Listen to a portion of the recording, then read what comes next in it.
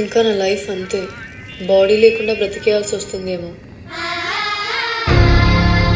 నీ time start అయింది బుజ్జి, పద. భైరవా, ఇప్పుడు ఈ స్లో మోషన్ అవసరమా? తొందరగా వెళ్ళు, తొందరగా. I want to see.